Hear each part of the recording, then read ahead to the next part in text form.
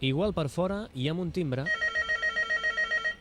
semblant a la resta, però només al despenjar Telèfon de l'Esperança, digue'm. un se n'adona que aquest no és un telèfon qualsevol. Com el Guillem, prop de 200 voluntaris mantenen activa les 24 hores del dia la línia de l'Esperança a Barcelona. El telèfon rep de mitjana 50 trucades diàries de persones que sobretot se senten soles o bé pateixen conflictes emocionals.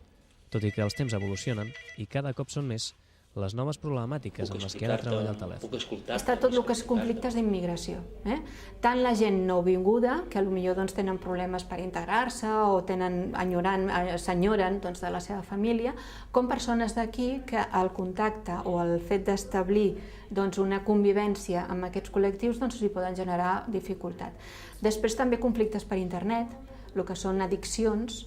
Aquí, però, no tothom pot fer la feina de telefonista.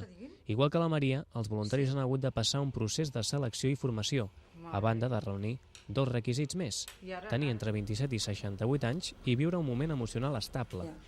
Mai se sap quan durarà la trucada, ja siguin 10 minuts o una hora, de dia o de nit, cal estar preparats, sobretot per escoltar. El que fem és descarregar depressió psicològica a la persona que truca angoixada perquè està passant un moment de crisi, perquè està passant una depressió profunda. Has de deixar que la persona s'expliqui i moltes vegades parlant, aquella persona i explicant el seu cas, és quan ella mateixa troba la solució, a on ha fet l'equivocació.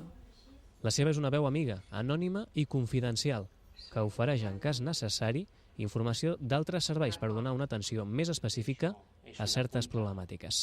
Estàs a la punta baixa. Sí. Bueno, escolto. Molt deprimit.